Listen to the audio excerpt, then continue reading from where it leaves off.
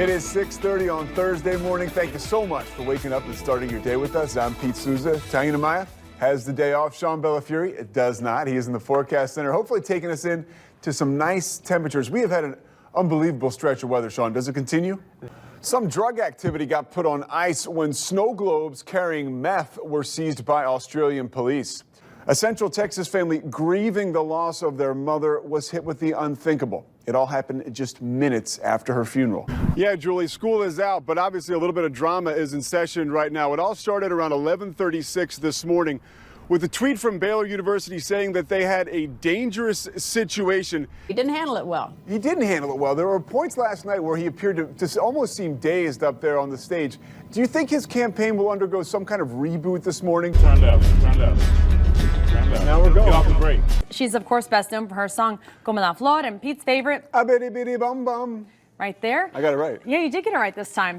We are outside the studios here at KWTX. You can tell this is a festive atmosphere, food for families rolling on right now. So you don't need calculators? No. But she's not a know-it-all. She's just as curious as she is quick. They said that they have, did you hear they said they have weddings under here? Oh, I didn't know. Yeah.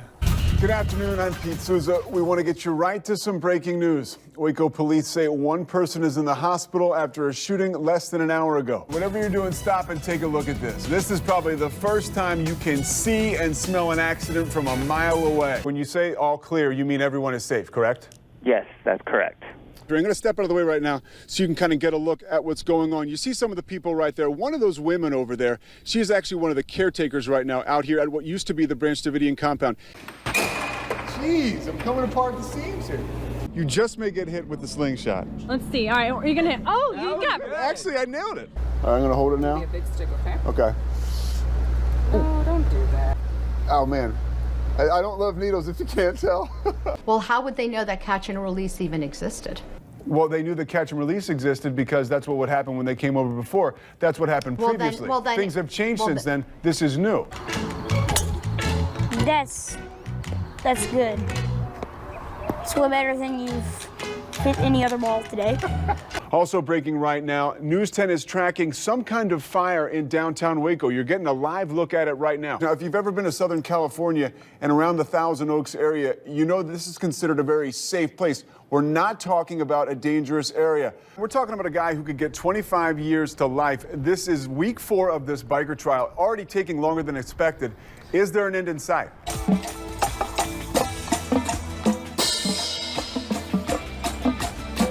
I love the Spice Girls. If you want to be my lover.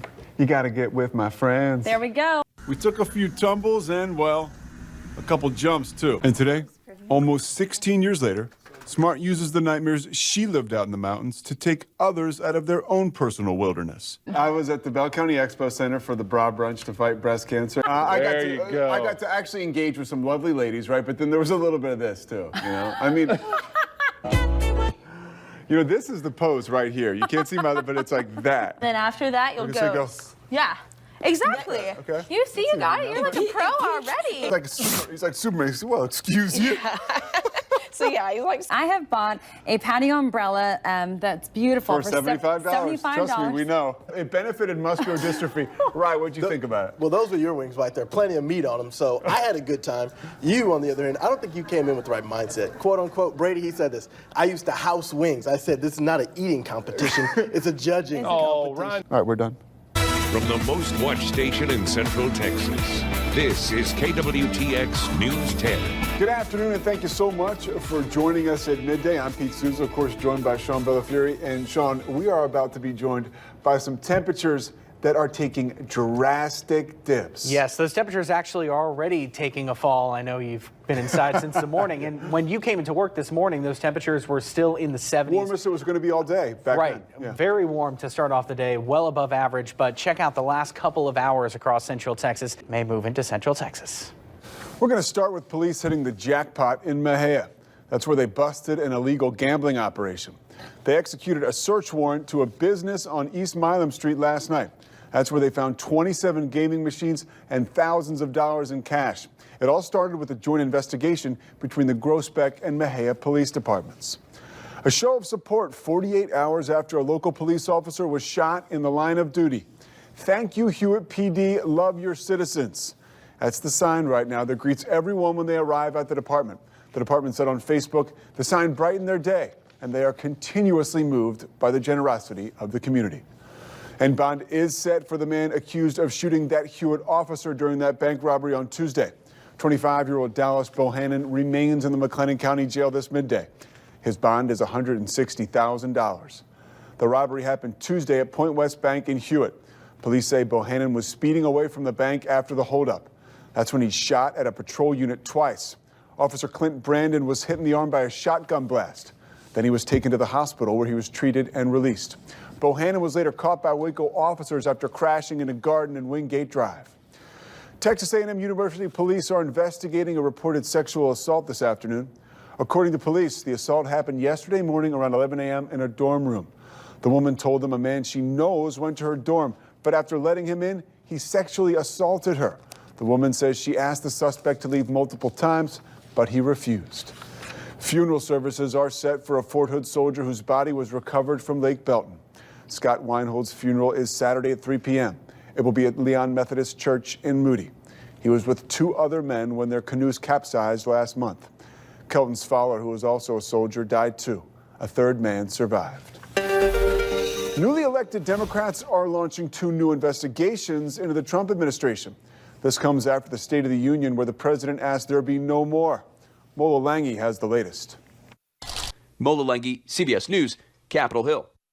This afternoon, a mom is behind bars after tainted candy made its way to her kid's school. Police say Shari Gold had marijuana-laced candies, but her kids actually took them to school without her knowing.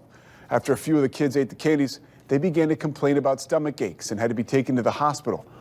That's right, one of the kids tested positive for THC. Gold was later arrested on suspicion of endangering a child. New details have come out about a serial killer arrested in Toronto. Last year, police moved in to arrest 67-year-old Bruce MacArthur. They believed he was a serial killer. They say he targeted the LGBT community. When they got to his home, they caught him red-handed. MacArthur had what would have been his 9th victim tied to his bed. Along with that, investigators also found 8 folders. After he was arrested, he pleaded guilty to 8 counts of first-degree murder. The California governor had to pay up after the Rams lost the Super Bowl. The bet was between Governor Gavin Newsom and Massachusetts Governor Charlie Baker, and it was simple. If your team loses, you have to wear the winning team's jersey for a day. Well, with the Patriots winning 13-3, Governor Newsom had to pay up. You're getting a look at him today wearing a Tom Brady jersey as he served at a homeless shelter. Nice move by him. All right, still ahead on Midday. Find out how a woman in Pennsylvania is taking the fight against opioids to the streets. And mom is in the house. Find out about the newly elected women in Congress.